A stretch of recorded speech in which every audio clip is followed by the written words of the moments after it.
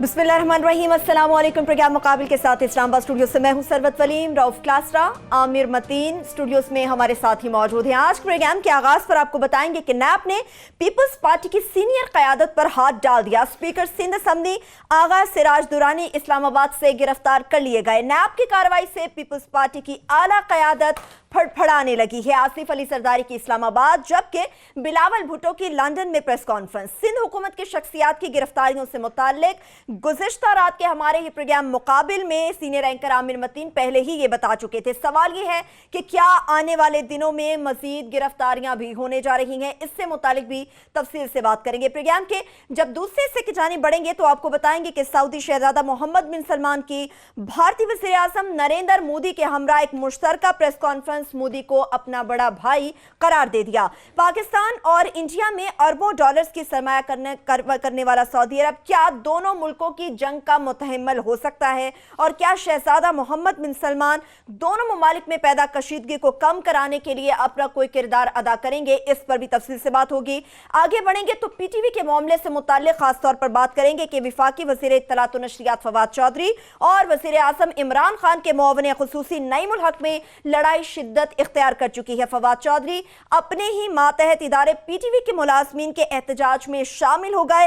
PTV की इंतजामिया की जानिब से भारी तनख्वाहें लेने पर भी शदीद तनकीद की गई। अब यहाँ पर अहम सवाल यह है कि वज़ीर आज़म पाकिस्तान इमरान खान अब किसकी छुट्टी कराएंगे, फवाद चौधरी या फिर नईमुल हक, या फिर महज तमाशा ही देखेंगे।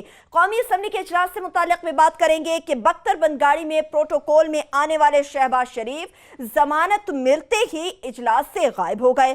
तलावत, नात, कौमी तराना और फिर करारदाद। स्पीकर असम्बली असद कैसर ने 2.5 घंटे की ताखीर से शुरू होने वाला इजलास सिर्फ 17 मिनट में निपटा दिया। आज असम्बली में क्या हुआ, आंखों देखा हाल और इसकी कार्रवाई जानेंगे रऊफ क्लासरा की जुबानी। प्रोग्राम के जब आखिरी हिस्से की जानिब बढ़ेंगे तो आपको बताएंगे कि विफाकी हुकूमत के 50,000 से जायद सरकारी अफसरान ने हुकूमत से चोरी छुपे प्राइवेट पासपोर्ट बनाने का बड़ा इंकशाफ मंजर आम पर आया है। विफाकी काबीना के कल यानी कि जुमेरात के इजलास में एक बड़ा स्कैंडल भी लैंड करने जा रहा है। हैरान कुन तौर पर वजारत दाखिला के अफसरान के खिलाफ कार्रवाई की बजाय उन्हें बचाने के लिए विफाकी काबीना के पास ये पहुंच चुकी है। एक्सक्लूसिव डिटेल है, एक्सक्लूसिव स्टोरी है जो आपके साथ शेयर करेंगे, और ये भी आपको बताएंगे कि विफाकी काबीना के ऐसे कौन से वजीर हैं जिनके लिए विफाकी काबीना के कल के इजलास यानी कि जुमेरात के इजलास में उनके लॉ फर्म के पार्टनर को ट्रिब्यूनल का चेयरमैन बनाने की कोशिश भी की जाएगी। इसके साथ साथ आखिर में ये भी आपको बताएंगे कि तवील अदालती जंग लड़ने वाली सोनिया रजा बिल आखिर दोबारा गिनती के बाद 9 वोटों से कामयाब रही हैं। पंजाब असम्बली में उन्होंने हलफ भी उठा लिया, इससे मुतालिक पे बात करेंगे। मगर सबसे पहले आज जो खलबली सी मची रही सारा दिन, आमिर साहब आपने तो कल ही पेशगोई कर दी थी, इससे मुतालिक बात करते, मगर अपने देखने वालों को पहले ही सुना देते कि कल हमारे शो में गिरफ्तारियों से मुतालिक आमिर मतीन ने क्या इंकिशाफ किया था, क्या पेशगोई की थी, वो सुन लीजिए, वापस आके इस पर डिटेल से बात करेंगे। हमने ये पिछले हफ्ते भी जिक्र किया था कि इस हफ्ते होगा, तो आइंदा 24 घंटे में एक सिंध के अंदर एक मेजर गिरफ्तारियां का सिलसिला शुरू होने वाला है, और शायद आज रात को या कल जो है एक बड़ी मेजर शख्सियत पीपल्स पार्टी की जो है ना गिरफ्तार कर ली जाए। लोग आपकी जादू की छड़ी के बारे में पूछ रहे हैं बाबर साहब, कौन सी जादू की छड़ी है आपके वो पास? बस हमारा ये हम मुकाबले में हमेशा करते रहते हैं कि सिर्फ तज्जिया नहीं है, ख़बर देने की कोशिश करते हैं, क्योंकि हम बुनियादी तौर पे रिपोर्टर हैं और we take pride in being a reporter जो है सारा तो देते रहे। मगर ये इसमें बैकग्राउंड बता दें कि इस गिरफ्तारी के पीछे ये आसान काम नहीं था, ये काफ़ी अरसे से इसके ऊपर नैब काम कर रही थी, मगर असल इशू था कि उन्होंने फाइनली जब कंफर्म कर लिया, एक शाहिद आ गए और वो शाहिद इतने ज़्यादा थे कि जिस पर गिरफ्तारी की जाए। वहाँ पे सिंध के अंदर ये बहुत बड़ा मसला आ रहा है कि तमाम लोग, इनकी अपनी गवर्नमेंट है, ये बड़े बड़े वज़ीर हैं और ये अपनी प्राइवेट और सरकारी फ़ौज गार्ड्स की लेके चलते हैं।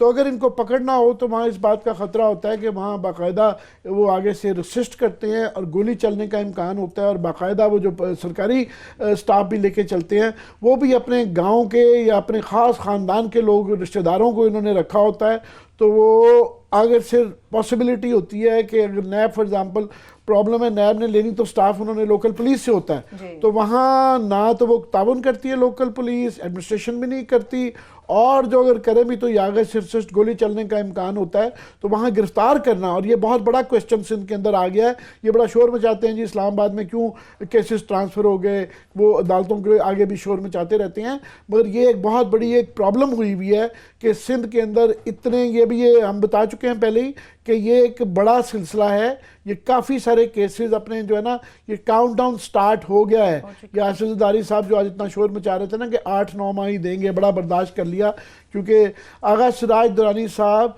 उनके बचपन के दोस्त हैं और उनके बहुत ज़्यादा हर चीज़ में पार्टनर रहे हुए हैं, और उनको इसलिए एक तो उनके हवाले से गुस्सा था, दूसरा बाकी ख़तरा है। अभी सिंध में आइंदा आने वाले दिनों में लोग रात को अपने घरों पे नहीं सोएंगे, और वो जो अंग्रेज़ी का एक मुहावरा है ना, स्लीपलेस नाइट्स, ये स्लीपलेस नाइट्स का सिलसिला स्टार्ट हो गया है कि लोग एक तो कराची में नहीं सोएंगे, दूसरा कराची से बाहर निकलते वक्त 100 दफ़ा सोचेंगे, क्योंकि आगा सिराज दुरानी साहब को उन्होंने इस्लामाबाद में गिरफ्तार किया, क्योंकि वहाँ अगर करते तो उनका वो जो साथ में 4 दर्जन लोग लेके चलते हैं असला बरदार, तो वहाँ पे ये अदारों के दरमियान लड़ाई होने का अंदेशा है। तो यहाँ वो जो ही नेक्स्ट टाइम कराची से यहाँ कोई फ़्लाइट लेके आएगा तो ये state with in a state बनती है, तो एक वो है। अब आगा सिराज दुरानी साहब की तफसीलात बता दें कि उनके ऊपर केस क्या है, और जो आज इतना पॉलिटिकल वो शोर मचा रहे थे पीपल्स पार्टी वाले आसिफ ज़रदारी समेत कि जनाब बड़ा वन साइडेड हो रहा है, जुल्म और इंतहा हो गया है, इनके ऊपर जो हैं वो तकरीबन केसेस तो मल्टीपल हैं।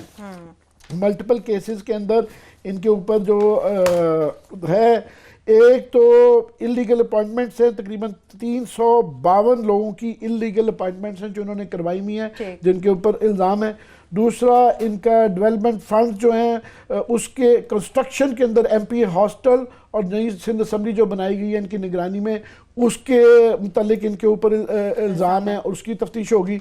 मगर जिसके अंदर इनको ख़ास तौर पे पकड़ा गया है, इंडाइट किया गया है, वो लिविंग बियॉन्ड मीन्स के अपने वसाइल से ज़्यादा असासे होने का केस बनाया गया है। और उसके अंदर जो तफसीलात बताई गई हैं उसके अंदर ये है कि इनका जो इन्होंने डिक्लेयर जो किए हुए थे अपने इनकम जो थी वो गोशवारों में, वो 8 करोड़ 44 लाख रुपए इन्होंने डिक्लेयर की हुई थी, जबकि इनकी फैमिली और इनके नाम पे 26 करोड़ रुपए 27 करोड़ रुपए तकरीबन जो है वो इनके अकाउंट्स में मौजूद है। पहला तो ये है।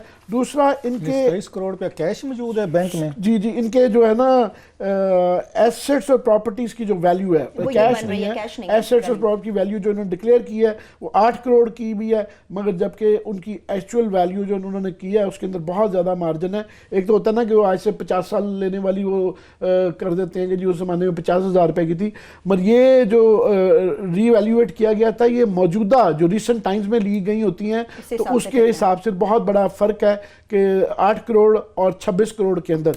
एक तो ये है। दूसरा, जो इनके अंदर मेन इनकी जो तफ्तीश चल रही है वो इनके एक मुबैना तौर पे फ्रंट मैन जो हैं गुलजार अहमद सन ऑफ जान मोहम्मद साहब हैं, इनकी गिरफ्तारी भी, इनके भी वारंट निकल चुके हुए हैं गिरफ्तारी के। ये अकाउंट रखते थे मिज़ान बैंक में तारिक रोड ब्रांच में, जिसके अंदर 60 करोड़ रुपए की डूबियस ट्रांजैक्शंस हुई हैं, 60 करोड़ रुपए की हुई हैं। और बाद में नैब ने जो शाहिद, जो मेन शाहिद है, जो कह रहे हैं कि जी ऐसे ही पकड़ लिया है, इनके बैंक अकाउंट से जायदादें खरीदी गई हैं। आगा सिराज दुरानी की साहबजादी बेटी के नाम जायदादें इनके अकाउंट्स इस्तेमाल करके ख़रीदी गई हैं। तो ये एक मेजर लिंक था जिसके ऊपर बाकी तो तफ्तीशात चल रही हैं, मगर ये ख़ास तौर पे एक वाला जो था केस। इसके अलावा भी हमारे पास नैब से रिलेटेड एक बहुत बड़ी दो डेवलपमेंट हुई है, उस पर बात करते हैं। इस पर मैं चाह रहा हूँ क्लास साहब इस पर कॉमेंट दे दें कि अभी वो जो आपका कॉमेंट था कि ये इन्वेस्टिगेशन की हद तक जो है नैब ने बड़ा कमाल किया है, आगे फिर जब ये रिमांड आ जाता है, जब प्रोसिक्यूशन आ जाती है, वहाँ के मामला अगे तेरे पास बचे।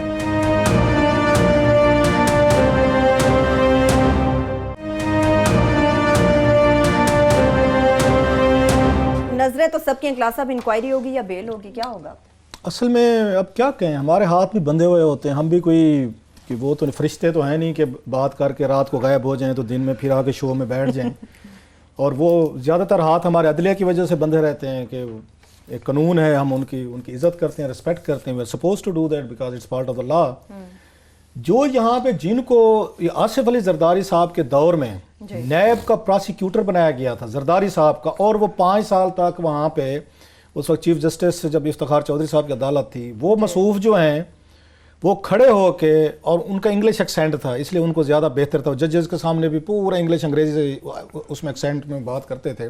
5 साल वो दिफा करते रहे यहाँ पे खड़े होकर जरदारी साहब के केसेस का, उनकी करप्शन का, उनका सब कुछ का।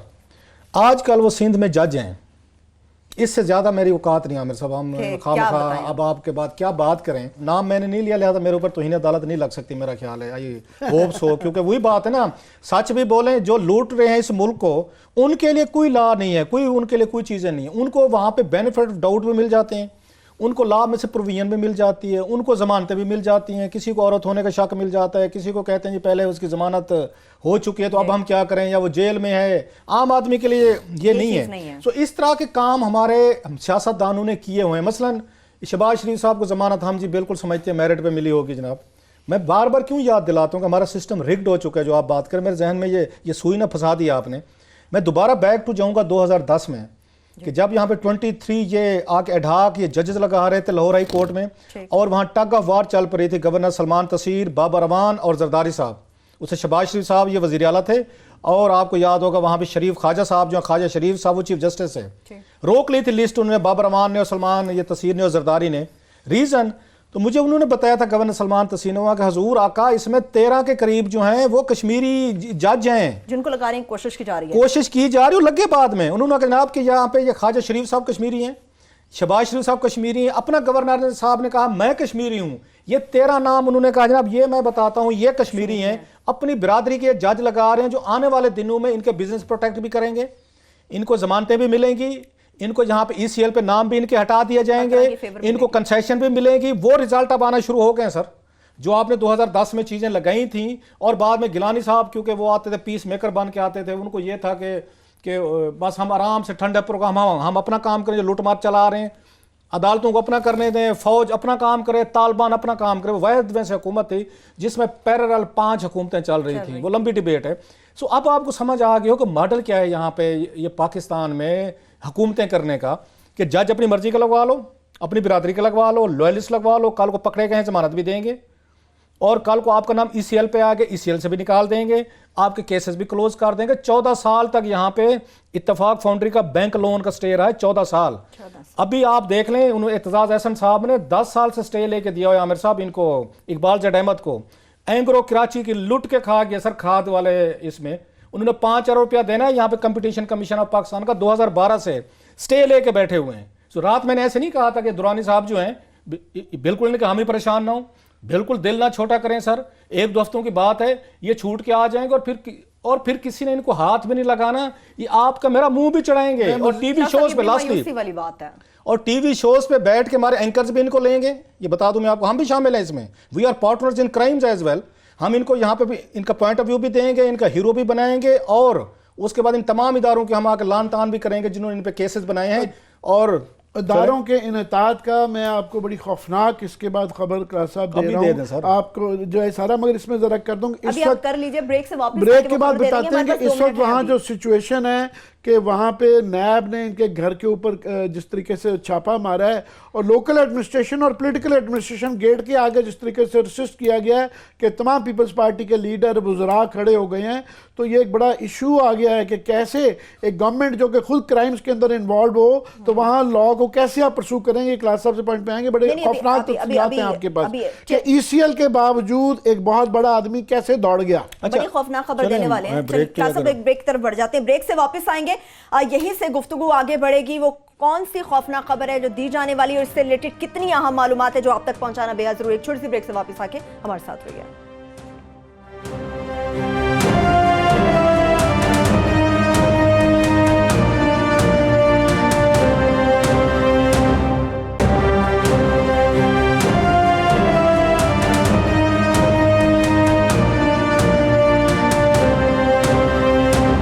के बाद एक बार बार फिर से प्रोग्राम में हम आपको खुशामदीद कहेंगे। कोई खौफनाक खबर आप देने वाले थे जी, हमें साहब? खौफनाक खबर, ये जो क्लास साहब बात कर रहे थे कि अदारों का एक क्राइसिस आ गया है और वो उसकी लेटेस्ट निशानी ये आई है कि आगा साहब तो गिरफ्तार हो गए हैं, मगर फार्मर साबिक KPT के चेयरमैन वाइस एडमिरल अहमद हयात साहब ये 21 अरब रुपए के स्कैंडल के अंदर मतलूब थे, ये फरार हो गए हैं मुल्क से, इनके मुतालिक बताया जा रहा है। और ये ECL पे थे माशाल्लाह। यानी इसका मतलब ये है कि ECL से फरार, अगर ECL पे नाम होने के बावजूद फरार हो गए हैं तो उसके अंदर पुलिस, FIA, एविएशन, वो तमाम इदारे मिले होते हैं। ये तमाम नहीं है सर हमें साहब, वो आप मजीद इस पे बताइएगा, मैं सिर्फ इसकी बता दूं कि इनके ऊपर जो था, इनके साथ इस केस में former KPT general manager brigadier Syed Jamshed Zaidi और messrs Karachi international containers terminals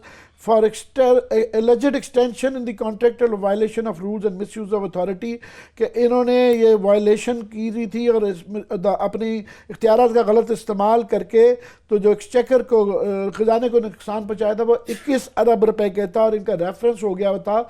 और ये इनको भी आगा साहब की तरह गिरफ्तार किया जाना था। जब गिरफ्तार करने चले तो पता चला जनाब वो तो मुल्क से जा चुके हैं ECL।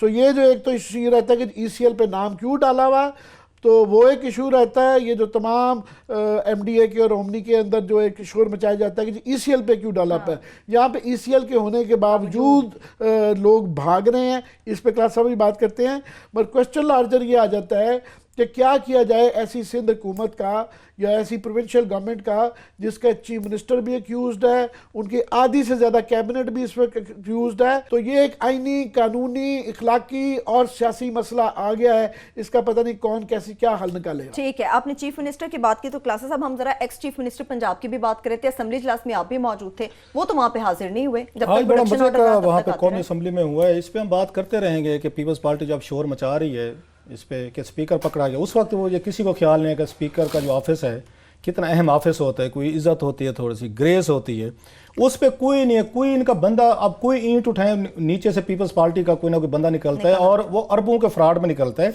और वुज़रा क्लास साहब देखी थी वो आज आपने कि उनके गेट के आगे खड़े हो गए कि जनाब वो हम घर पे नहीं जाने देंगे। वो खुद भी तो यही काम करते हैं ना, ये कहते हैं ना ये पार्टनर्स इन क्राइम्स हैं सारे, क्योंकि उन्हें पता है कि अगर ये इन पे हमने प्रोटेस्ट नहीं किया तो कल को हमारी बारी आने वाली है, इसलिए गैंग अप हुए, मिले हुए हैं सारे के सारे और अपने साथ, जैसे मैंने कहा, इंस्टीट्यूशंस को भी मिला लेते हैं यहाँ पे। उससे बड़ी खबर तो आमिर साहब ने भी दी है कि एडमिरल साहब जो थे वो इतने बड़े, मतलब सियासतदानों का रोना तो हम रो ही रहे हैं, एडमिरल साहब का रोना भी देख लें कि जिनका मुल्क का डिफेंस जिन्होंने जिनके हाथ में दिया हुआ है आपने, उनका 21 बिलियन रुपीस का देकर फरार भी हो गए हैं। इससे पहले एडमिरल मंसूर साहब की हमने सुनी थी, कितने इतना बड़ा उनका स्कैंडल आया था, अमेरिका में पकड़े गए थे, वहां पे जेल में तंग थे, मुशर्रफ साहब उनको लेके सहाला के इसमें रखा था, उन रेस्ट हाउस में रख के उन पे 2 बिलियन से ज्यादा का, मैं अगर गलत नहीं कह रहा, उस वक्त उन पर स्कैंडल था और 40 करोड़ रुपया लेके सेटलमेंट की गई थी। 1.5 अरब रुपया फिर भी दिया गया था कि एडमिरल साहब ये आपका रिटायरमेंट पैकेज है, ये प्लान है, और दुबई में बाद में जाकर उन्होंने मजे किए थे। सो जब इनकी बारी आती है ना, जो बड़े बिग गन्स हैं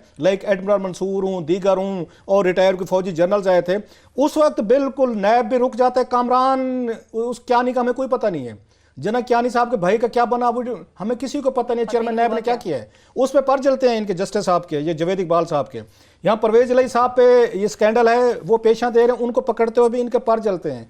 मुने सिलाई पे 34 करोड़ रुपए का स्कैंडल, वहां पे बकायदा सुप्रीम कोर्ट के हिदायत हैं कि इनका वहां पे बार्कले बैंक वहां लंदन में पैसे पड़े हुए जो लूट के ले गए थे, यहाँ से आपका स्कैंडल था NICL का।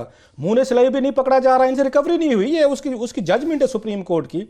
चौधरी परवेज इलाही भी नहीं पकड़े जा रहे, खट्टक साहब भी हूँ, असद कैसर साहब भी हैं। अपोजिशन ये रोले मचा रही है वहां पे कि हमारे बंदे तो पकड़े जा रहे हैं जो पार्लियामेंट का पूछ रहे थे, तो चौधरी परवेज इलाही को कोई नहीं पकड़ा, मुने सिलाई को कोई नहीं पकड़ा, असद कैसर साहब हूँ या दीगर खट्टक साहब हूँ। सो कोई पार्टी बच नहीं गई। अब उनका टेस्ट ये है इनका चेयरमैन नैब साहब का कि गट्स दिखाएं जरा। बिल्कुल आपने सही कि हम आपके साथ खड़े, हम तो पहले दिन से आपके साथ खड़े हुए हैं। अब शहबाज शरीफ साहब वाली कहानी देख लें कि पकड़ना है आपने तो बिग गन्स को पकड़ें। अब पोजीशन के बंदे तो पकड़े जा रहे हैं जो पकड़ने चाहिए क्योंकि हुकूमतों में रहे। सवाल यह है कि ये उनको नहीं पकड़ पा रहे। एक नया तमाशा आमिर साहब को एक हमें नजर आना शुरू हो गया, जो बड़ा जहां पे पकड़ा जाता है वो अपने साथियों को मिला के, स्पीकर को मिला के, प्रोडक्शन ऑर्डर लेके वो आके असेंबली में पहुंच जाता है। इन्होंने डंडे के जोर पे शहबाज शरीफ साहब ने चेयरमैन PSC भी इमरान खान ने बनवाया, उनको बनाया, उनके झुके उनके सामने, पूरी हुकूमत को झुकाया इन्होंने शहबाज शरीफ ने, और झुके ये सारे के सारे। प्रोडक्शन ऑर्डर भी जारी करवाए प्रोटोकॉल के साथ, मिनिस्टर एनक्लेव भी रहे, पीएससी भी चलाते रहे। आज अलीम खान साहब पंजाब असेंबली पहुंचे हुए थे, बिल्कुल। ये ड्रामे बंद कर रहे हैं। सुना शहबाज शरीफ साहब जब प्रोडक्शन ऑर्डर वाला सिलसिला नहीं है, वो जेल से नहीं छुट्टी मिलती थी, तो आज असेंबली नहीं आए। आमिर साहब आज वो तशरीफ ही नहीं लाए, रीजन के जमानत हो गई है। मैं वही बता रहा हूँ ना कि जमानतें तो आप उनको देते जाएंगे, मजाक बनता जाएगा लोगों का, सेहत भी ठीक हो जाएगी, बिल्कुल सब कुछ ठीक हो जाएगा। या उनका सारे आज वो वहां पे नहीं है। आज की सुन लें सर, मेरा ख्याल उन्होंने फवाद चौधरी साहब ने कहा था 7 करोड़ रुपया लगता है आपके एक सेशन पे। आज वो आए हैं सर, 4 घंटे हमारे जैसे लोग तैयार होकर बैठ गए हैं पार्लियामेंट में भी गया, इमरान मकराना भी गए। इनका 3-4 घंटे तो सेशन ही इनका डिले हुआ है सर, 2-3 घंटे डिले हुआ है।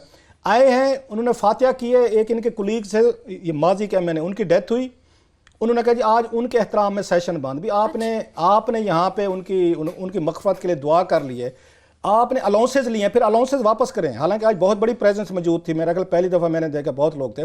फिर जो पैसे अलाउंसेस आपने लिए हैं वो भी उनके एहतराम में छोड़ दें, आज सेशन अलाउंस के लेंगे। ये किस तरह की ट्रेडिशन आपने रखी हुई है? कोई साबका कुलीग आपका, उसकी डेथ हो गई है, अगेन अल्लाह उसको जन्नत में जगह दे, उसकी मग़फ़रत करे। आपने दुआ कर ली, आप आए हैं, आपने ठट्ठे मारे, गप्पे शप्पे मारी हैं, और मारने के बाद आपने विदिन आपको 15 मिनट्स तो बहुत ज़्यादा हैं, एक रेजोल्यूशन पास किए उन्होंने।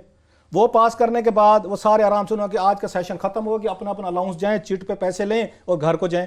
ये रिवायत ख़त्म करें, बंद करें कि इस मुल्क और कौम को जब इतने बड़े क्राइसिस का सामना है, इंडिया के साथ हमारे इश्यूज इतने बड़े सीरियस चल रहे हैं, आज ज़रूरत थी कि डिबेट होती।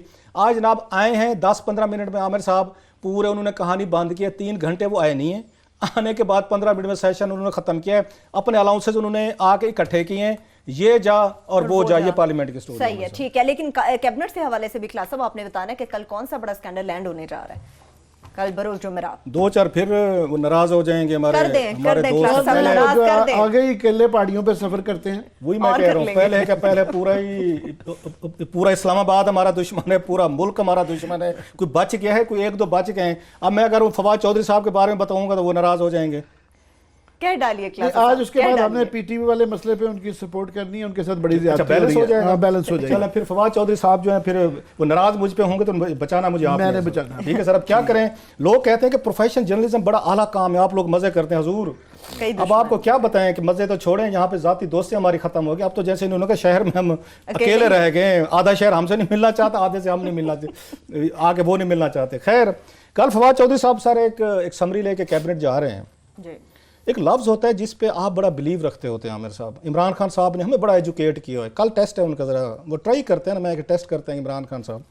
एक इन्होंने लगाना है जनाब, एक चेयरमैन लगाना है, इन्होंने अपॉइंटमेंट इन्होंने करनी है चेयरमैन इम्प्लीमेंटेशन या ट्रिब्यूनल के न्यूज़पेपर्स या एम्प्लॉइज़ के लिए एक ट्रिब्यूनल बनता है जज की तरह का, उसके होते अच्छे खासे पार्क्स एंड प्रिविलेजेस हैं, उसकी अपॉइंटमेंट करनी है कल कैबिनेट ने सर। और ये अपॉइंटमेंट करानी है जनाब आप ministry of information and broadcasting ने, जिसके वजीर जो है मेरे दोस्त, आप पता नहीं रहते या नहीं रहते स्टोरी के बाद, वो फवाद चौधरी साहब हैं सर।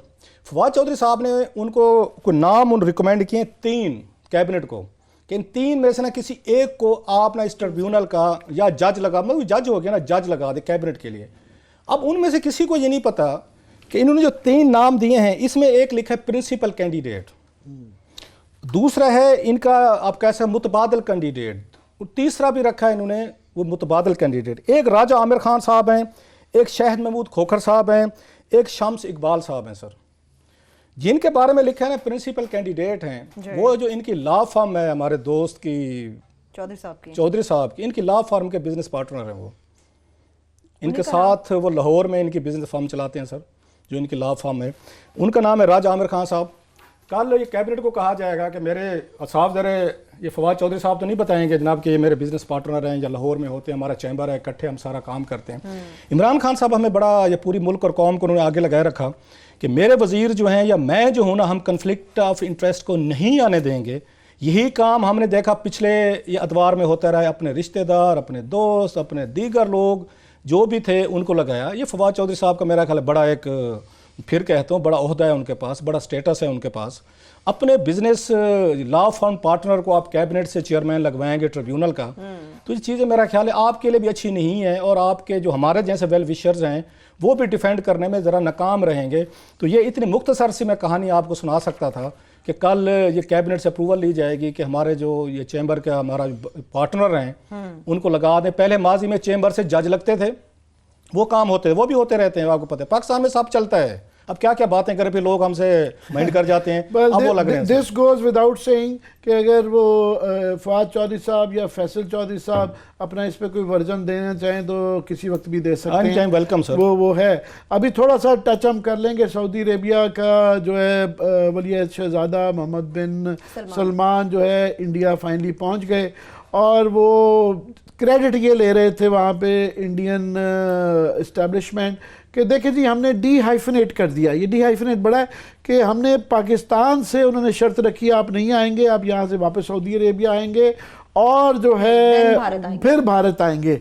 तो उससे कुछ उनकी अपने लोगों ने पॉइंट आउट किया, उन्होंने कहा जनाब इससे तो पाकिस्तान का क्रेडिट आपने बढ़ा दिया है कि पाकिस्तान वाहिद मुल्क है कि शहजादा साहब ने अपना जो डिप्लोमेटिक इनिशिएटिव ऑफेंसिव जो है वो पाकिस्तान का एक स्टैंड अलोन विजिट हो गया कि पाकिस्तान का विजिट अकेला पाकिस्तान का है, क्योंकि यहाँ से भारत से वो आगे चाइना जाएंगे। सो उनका जो है वो छोटा विजिट हो गया, ये बड़ा हो गया।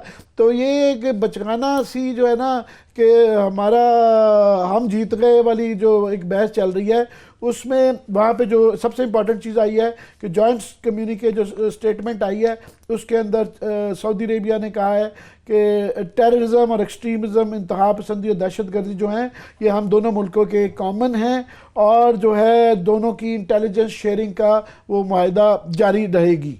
अब इस पे ये वो एग्जैक्टली अल्फाज हैं जो 2016 में जब मोदी साहब गए थे तो ये उस ज़माने में ये स्टेटमेंट आई थी। उस ज़माने का तनाज़ुर ये था कि हमें बड़ा लगा कि ये शायद हमारे ख़िलाफ़ है। अब इस स्टेटमेंट की हर मुल्क अपने मुताबिक तशरीह कर रहा है। सऊदी अरेबिया जो इंडिया जो फॉर एग्ज़ाम्पल तशरीह कर रहा है कि ये इससे मुराद ये है कि सऊदी अरेबिया ने हमारे साथ मिलके ये कहा है कि पाकिस्तान जो मुबैना तौर पे इन वाक़यात में शामिल होता है या खुदा न खास्ता कश्मीर में होता है तो उसकी तरफ इशारा है। सऊदी अरेबिया कह रहे हैं कि हमारी जो पहले जो हम स्टेटमेंट दे रहे थे एक जनरल किस्म की है और शायद उनके ख्याल में इसके मुतल्लिक वो ईरान के मुतल्लिक बात कर रहे हों। हमारा इंटरप्रिटेशन तशरीह बड़ी आसान हो जाती है कि ये हम भी कहते हैं, वो भी कहते हैं, सारे ही कहते हैं कि जनाब सबको दहशतगर्दी के ख़िलाफ़ वो होना चाहिए। मगर उसकी लाइटर साइड ये थी कि बराबर करने के लिए जो है मोदी साहब ने उनकी एक स्टाइल है कि वो बहुत ज़्यादा जफियाँ डालने का जो है ना वो कई दफ़ा एक मज़गा खेज़ हद तक जफियों में पड़ जाते हैं। वो जो ओबामा के साथ भी उन्होंने किया, क्लिंटन के साथ भी इस तरह एक ज़माने में पहले की वो रही हुई हैं। बजाय इसके कि सवारती मामलात में पॉइंट स्कोरिंग की जाए कि जनाब ये अच्छा बुरा है, तो ये फ्रिवलस सी चीज़ों पे कि जी उन्होंने कह दिया वो हमारे छोटे भाई हैं, वो हमारे बड़े भाई हैं, इन चीज़ों के ऊपर जो है ना वो स्कोर इवन करने की ज़्यादा कोशिश हो रही है बजाय इसके डिप्लोमेटिक पॉइंट्स पर। ठीक है, चलिए जरा ब्रेक की जानिब चले जाते हैं। ब्रेक से वापस आएंगे, गुफ्तगू का सिलसिला आगे बढ़ाएंगे। एक तो पीटीवी के मामले के हवाले से खास तौर पे बात करेंगे कि फवाद चौधरी और नईमुल हक के दरमियान जो लड़ाई है वो तो शिद्दत इख्तियार कर गई है। सवाल यह है कि प्राइम मिनिस्टर ऑफ पाकिस्तान किसकी छुट्टी कराएंगे, फवाद चौधरी जाएंगे या फिर नईमुल हक जाएंगे या फिर इसके बाद कोई तीसरा ऑप्शन देखा जाएगा। और इसके साथ साथ वफाकी हुकूमत के 50,000 से ज्यादा सरकारी अफसरान का हुकूमत से चोरी छुपे प्राइवेट पासपोर्ट बनवाने का बहुत बड़ा इंकिशाफ हुआ। इससे मुतालिक भी डिटेल आपके साथ शेयर करेंगे, हमारे साथ रहिए।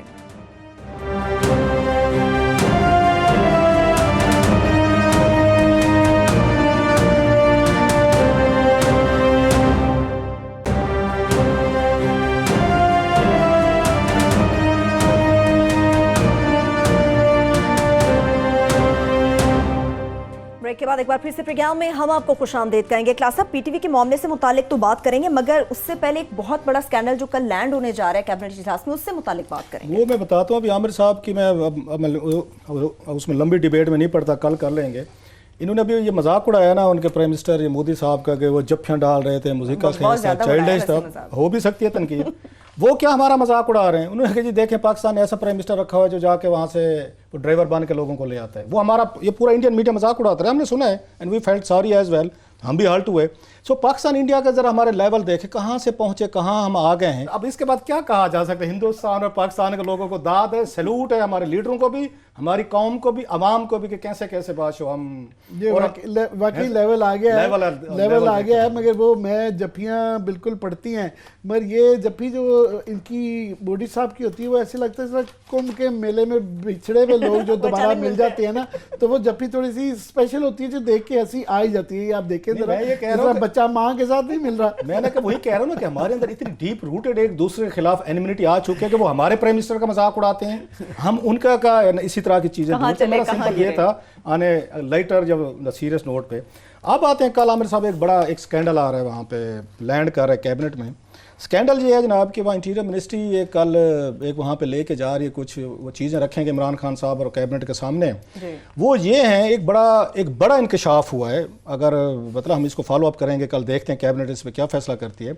आमिर साहब 50,000 सरकारी अफसरान और अहलकार, हुकूमती अहलकार, 50,000 DG पासपोर्ट ने अब ये इंकशाफ किया है उन्होंने इंटीरियर मिनिस्ट्री को कि जनाब 50,000 ऐसे सरकारी अफसरान और अहलकार हैं जिन्होंने आप कह सकते हैं 2 नंबरी करके पासपोर्ट बनवाए हुए हैं। 50,000 इज़ द नंबर।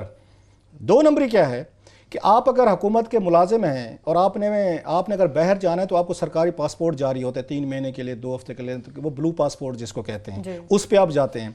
लेकिन अगर आपने ग्रीन पासपोर्ट बनवाना है, नॉर्मल बनवाना है, तो फिर आपको लिखवाना पड़ता है वहाँ पर कि मैं गवर्नमेंट सर्वेंट हूँ, गवर्नमेंट ऑफिसर हूँ। क्योंकि अब लोग हैरान होंगे कि दोनों में क्या फ़र्क है। होता ही है कि ब्लू पासपोर्ट पे आप जाते हैं तो पता होता है कि अब सरकारी मुलाजिम है, आपको प्रोड्यूस करना पड़ता है, NOC वहाँ पे देना पड़ता है, आपका डिपार्टमेंट देता है कि ये बंदा बाहर जा सकता है। एयरपोर्ट पे आपको इमिग्रेशन FIA चेक करती है। अगर सरकारी पासपोर्ट पे भी ग्रीन पासपोर्ट जो नॉर्मल पासपोर्ट है उस पर सरकारी अफसरान और ब्यूरोक्रेट्स के लिए ज़रूरी है कि वहाँ भी लिखवाएं, ताकि वो जब वहाँ लिखवाएंगे तो इमिग्रेशन अफसर इनसे पूछता है कि जनाब आप अगर गवर्नमेंट ऑफिसर हैं तो NOC किधर है।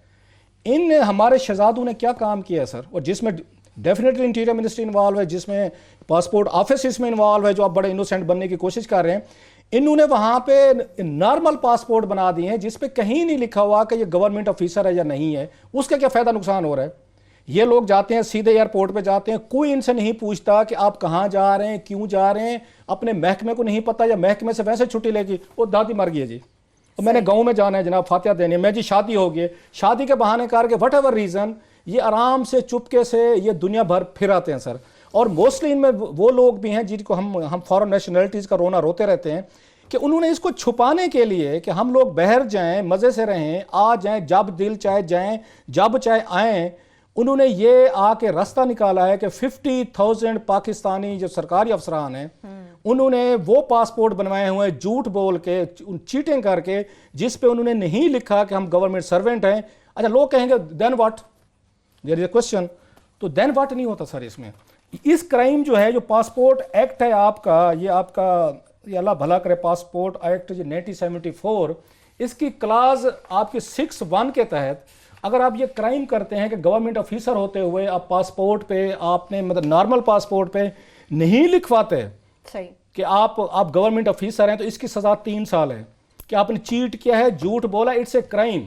अब क्या कहा है जनाब इन्होंने, मिनिस्ट्री ऑफ इंटीरियर ने, आप सीधा ये काम करते, जब आपको पता चल गया, आपके डेटे में आगे 50,000 जो है सरकारी अफसरान जो है इन्होंने चीटिंग की है, चोरी की है और इस तरह के गलत काम किए हैं, क्राइम में मुलव्वस, क्राइम है ये, तो आप इनको ब्लॉक करें, इनको पनिशमेंट करें, ट्रायल दें, इनको नोटिस भेजें। तो मिनिस्ट्री ऑफ इंटीरियर कल कैबिनेट को ये कहने जा रहे हैं 50,000 को माफ कर दें सर, माफ कर दें। जी बिल्कुल माफ कर दें। ये क्राइम फ्री पाकिस्तान है सर, कि कोई सजा किसी को नहीं देनी, कुछ भी। ये इंटीरियर मिनिस्टर पासपोर्ट है माफ कर दें, और 100 गलतियां हैं जो माफ कर दें, सब माफ कर दें, मॉनेटरी डिमोनेटाइजेशन जो मोनेटाइजेशन फंड इस्तेमाल करें माफ कर दें। अब पासपोर्टों में माफ। अब उन्होंने जनाब 3 उन्होंने ऑप्शन दिया। उन्होंने जनाब पहले तो ये कह रहे हैं इनको अल्लाह के नाम पे माफ, ये बेचारे शोधे अल्लाह रासी, ये बड़े मासूम थे, तरह ध्यान में रखिएगा। उन्होंने कहा इनको माफ कर दें सर, पहली प्रपोजल तो ये माफ कर दें, छोड़ दें सर जी। हम ये करेंगे, अखबार में इश्तिहार देंगे इन 50,000 के लिए, मिन्नतें तरले करेंगे, मेहरबानी करें अपने पासपोर्ट वापस लें और हमसे आके ना ऐड करवा लें कि आप गवर्नमेंट ऑफिसर हैं, और आपको जुर्माना कितना होगा, सिर्फ 5,000 रुपये होगा, 5,000 रुपये जुर्माना करेंगे। और अगर ये मिन्नत हमारे मिन्नत तरले पे, पाँव पड़ने पे अगर हमारे ये ना आए पासपोर्ट बनवाने के लिए, तो फिर हम इसके बाद ना ब्लॉक करेंगे इनके पासपोर्ट। सवाल ये है कि आपको इसके तहत सबसे पहले तो ब्लॉक करने चाहिए था, अगर आपको पता है कि 50,000 लोग हैं, उसके बाद इनको नोटिस भेजने चाहिए, इनको तो ट्रायल होना चाहिए था इन तमाम लोगों का कि उन्होंने आके वो किया है। लेकिन इंटीरियर मिनिस्ट्री ने इमरान खान को कहा सर जी दिल बड़ा करें, जाने दें, होता रहता है, बच्चे हैं, इससे क्या फ़र्क पड़ता है। सो कल कैबिनेट से अप्रूवल ली जा रही है कि 50,000 वो पाकिस्तानी अफसरान जिन्होंने चीटिंग की है, धोखा किया, जिसकी सज़ा 3 साल है, इनको माफ़ कर दिया। ये बाबू जो हैं जिन्होंने ये प्रपोजल बनाई है, ये इन्हीं के ही कुलीग्स हैं, इन्हीं के रिश्तेदार हैं। खुद भी होंगे और इसमें। इमरान खान, प्राइम मिनिस्टर इमरान खान साहब, मैं कहता रहता हूँ और आप भी कहते रहते हैं कि इनके नरगे में आए हुए हैं। ये जो फाइल जाती है वहाँ पे वो एक बड़ी सारी कुकी डाल देते हैं और वो ऐसे ही निज़ाम चल रहा है। और गवर्नमेंट के निज़ाम की जो मैं आज ये स्टोरी टच करते ही जाएं आपकी इजाज़त से, कि जो इस वक्त एक मजाक बन के रह गया हुआ है, ये पीटीवी के अंदर जो गवर्नमेंट जिस तरह की गवर्नेंस कर रही है, मेरा हाल टाइम आ गया है कि प्राइम मिनिस्टर इमरान खान साहब इसमें इंटरवीन करें। ये एक तमाशा बन के रह गया है। ये पाकिस्तान का फ्लैगशिप है, ये पीटीवी है, ये हमारे आपके सबके पैसों से, टैक्स पेयर्स की मनी से चलता है। वहाँ सूरत हाल ये है कि 20-25 दिन से वो वहाँ पे एक किस्म की हड़ताल चल रही है। एमडी साहब गेट से अंदर घुस नहीं सकते हैं। और वहाँ पे अब जो लड़ाई है वो प्राइम मिनिस्टर के इर्द गिर्द दो ग्रुप्स बन चुके हुए हैं। एक तरफ वजीर साहब हैं और दूसरी तरफ कोई special assistants led by one and only Naimul हक साहब हैं। अब वो लड़ाई नए लेवल पे जा चुकी है कि ये आज, पहले तो वो मेरा आपके पास क्लिप है कि फवाद चौधरी साहब आज वहाँ पे गए, और मैं इसमें वो जो आप कह रहे थे फवाद चौधरी साहब के साथ हूँ। वो बहरहाल वजारत इंफॉर्मेशन के वजीर हैं, पीटीवी उनके अंडर है, ये तयन किया जा सकता है कि कितना उनका होगा। इस वक्त जो वहाँ पे मादर पिदर आज़ाद पीटीवी हो गया है कि अपनी तनख्वाहें लगा के बोर्ड से जिस तरीके से किया जा रहा है, किसी ना किसी को इस मसले का हल करना चाहिए। पीटीआई बहुत बुरी लग रही है इस तमाशे के अंदर, गवर्नमेंट का एक मजाक बन गया है। मेरा ख्याल वो ट्वीट भी दिखा दें। इसके बाद ये हुआ कि नईमुल हक साहब जो हैं वो एमडी पीटीवी की मदद के लिए आ गए, और क्योंकि याद रहे कि इससे पहले आज़म खान जो प्रिंसिपल सेक्रेटरी हैं वो भी एमडी की तरफ से आ चुके हुए हैं। उन्होंने भी बिल्कुल एक गैर कानूनी किस्म का नोटिफिकेशन करवा के उनको स्ट्रेंथन करने की कोशिश की है। अब मुकाबले पे ये जो है उनकी अपने पीटीवी की बचाव के लिए फवाद चौधरी साहब आए।